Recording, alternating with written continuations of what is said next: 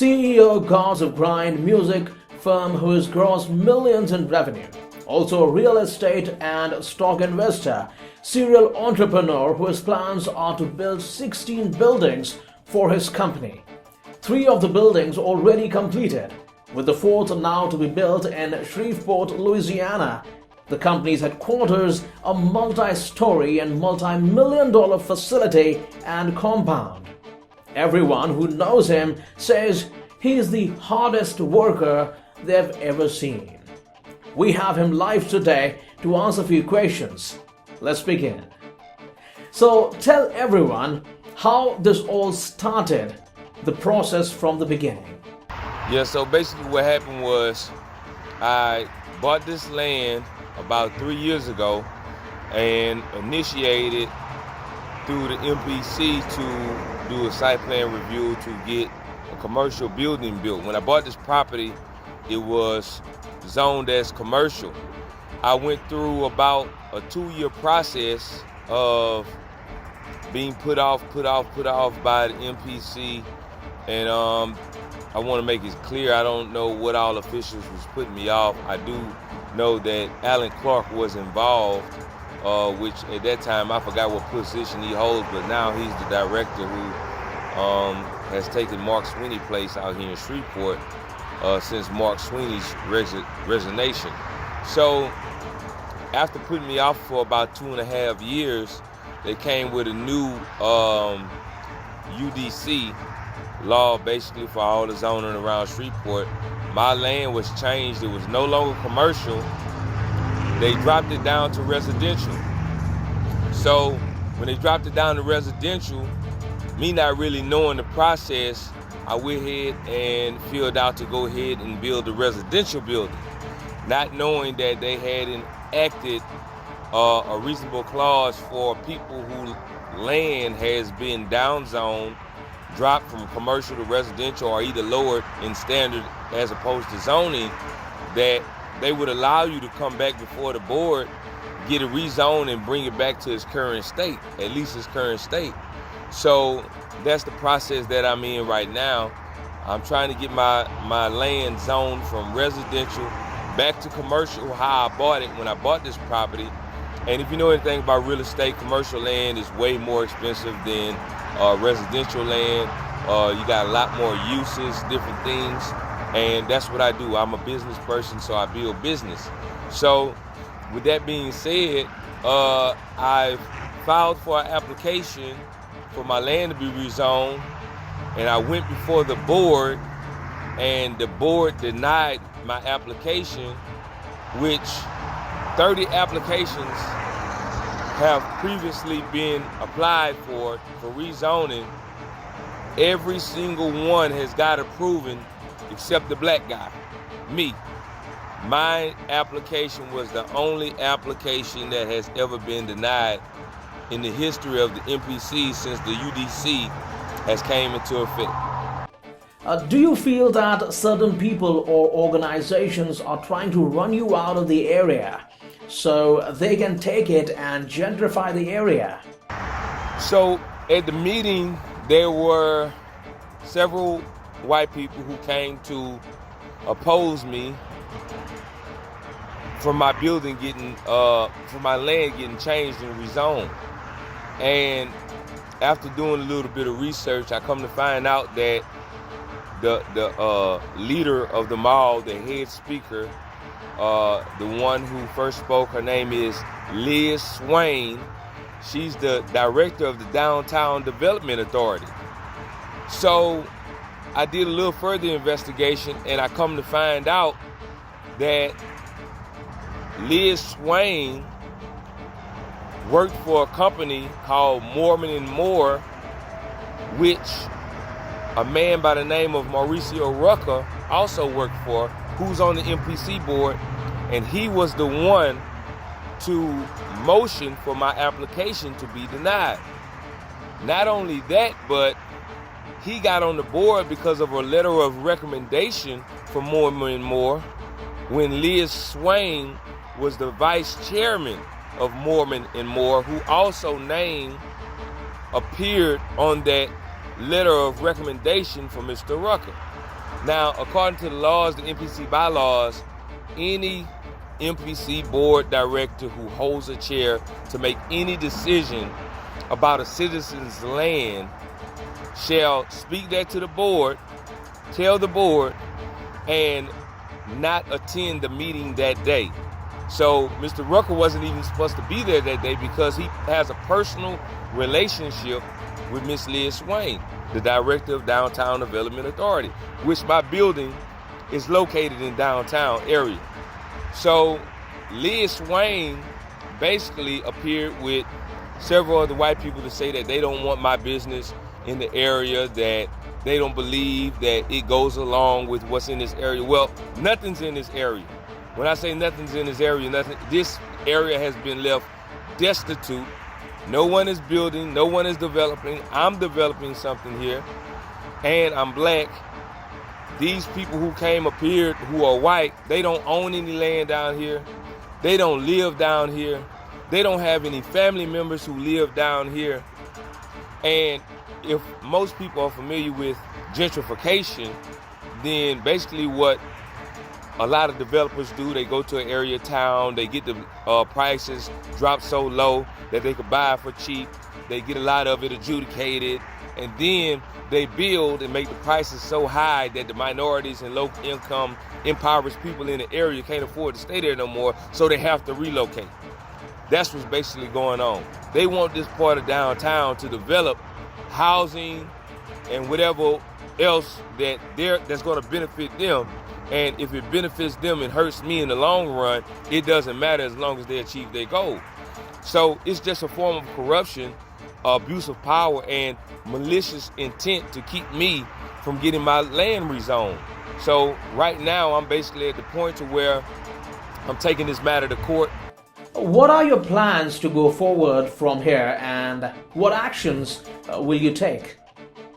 Well, my plans to address the situation from this point forward, what I want to do is I want to first take this action to court.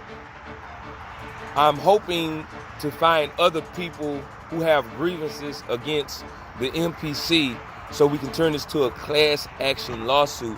I'm paying for the lawyer. I'm paying for all of the court fees and everything. If you have a grievance against the MPC board, please contact me immediately. You won't be out of any money. The only thing you're going to have to do is show up, present your testimony, sign a petition, and get involved. So far as finances, don't worry about that. I got that. Besides actually taking it to court, I got 2 other interviews I got to be doing with some news stations, as well as 3 interviews with some blogs, some high-profile blogs around Shreveport with thousands and hundreds of thousands of followers or whatnot to get the message out. But I'm actually taking personal action and finance on myself to actually put money behind the promotion of this as well, which I will be ordering about 100,000 flyers, about 50,000 business card flyers, and about 2,000 posters promoting this situation. I got 26 billboards in Shreveport. I'm fixing to change all my billboards with the promotion.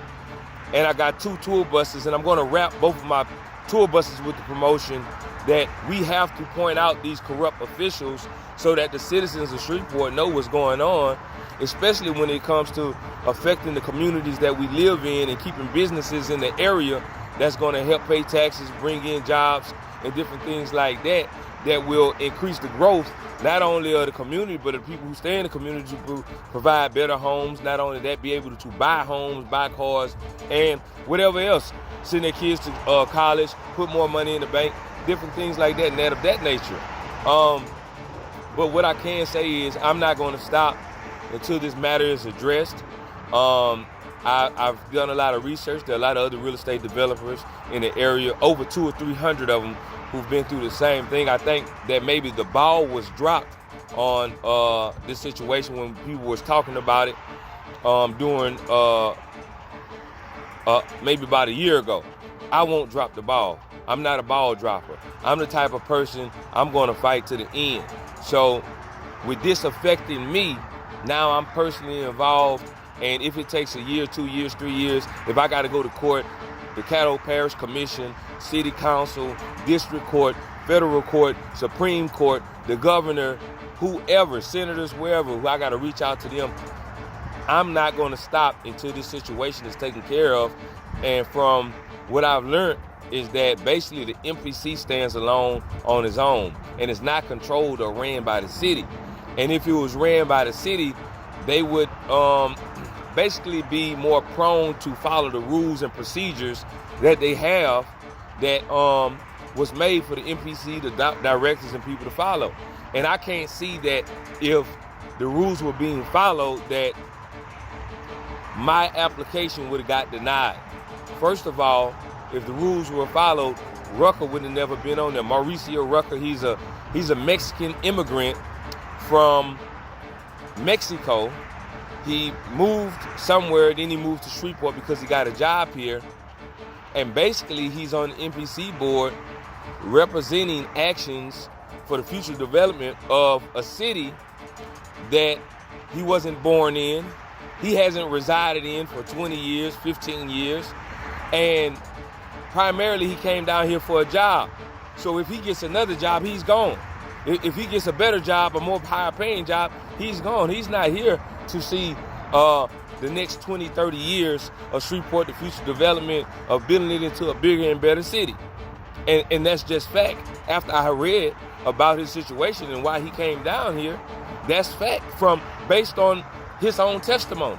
So we need more people who working for the MPC, who are here, who are going to stay here, who are born here, who know the people, who interact with the people. I can honestly say that most of the black people in the communities, even the white communities, I can guarantee you that they don't know who Mauricio Rucker is, right? Unless they've had personal dealing with the MPC, they don't know who he is. So, we got to make change about that. And what can anyone do if they want to help and get involved? Well, let me tell you, if anyone wants to get involved, they can sign the petition. First of all, I have an online petition and I have a physical petition as well that I'm going around in different communities getting signed. I'm sending some of my friends to actually go around and get the petition signed. But they can also write the courts and let them know they need to get involved. They can write the Caddo Parish Commission. They can write to the City Council and basically express themselves about this matter, about things that's going on, keeping businesses from certain areas. And when I say keeping business from certain areas, I want to say this right here. Line Avenue and Ellaby Road right now has a multi-story building in development. 3 years ago, right across the street, they built another multi-story building. Burt Coons and I-49. Beautiful big building, right? That's the Porsche place just being built. If you go around Shreveport, what buildings do you see being built in Hollywood, Cedar Grove, Queensboro? This part I'm in right now is a part of the downtown area, but it's impoverished still. It's not actually a part of downtown. It's just downtown. There are no $1 million buildings down here. I'm trying to build one. They're trying to keep me from building one. Why? They don't want any certain buildings in this area until they control it and until they own it. I can assure you that Liz Swain didn't go down and say that she didn't want those buildings built on Line Avenue. They're in the middle class and upper class neighborhood. You're not going to go against those, opposition against those people, but you come in opposition against me, okay? And I own this land. And this area is 100% black. Everybody who stays over here is that. So I'm not trying to make this out a racial issue, but I'm saying where things are applicable, we must apply. So we can't sit up here and say that, it's predominantly white when it isn't. We have to tell the truth. And culturally, it's known that in black areas, the businesses are run down. Most of the time, the businesses are hand-me-downs from the white people who left the area because too many black people moved in. So now they're getting hand-me-downs. And this is all I'm saying. Hey, certain things got to change. And we have to start standing for something at all times. And you know, I've been involved in a lot of things around Shreveport for the past few years or whatnot. And I think right now what I'm building is just not a business. First of all, I gotta say that. You know, this is something that's gonna help people get jobs as well as be around someone who could teach them something different through mentorship. So we have to look at all the facts and all the future situations that could develop from this, you know, besides just personal feelings. Because in court, none of the people who opposed me had legal reason for me not to build this building. It was all just feelings. It was all, oh, I've been living here this long and I don't want it there. Oh, it's good, but I think he's doing something great, but we don't need that over here. It was never, this is the reason why, because of this might happen, and this might happen, right? No legal reasons. So, and once again, to remind everybody, 30 people applied, 30 people got approved, 2 high-profile members, one Steve Prater, the other one was Keith Hightower, who Liz Swain used to work for him. Hey, what's going on? I'm just saying sometimes we got to look at the facts. Thank you for your time and we wish you all the best.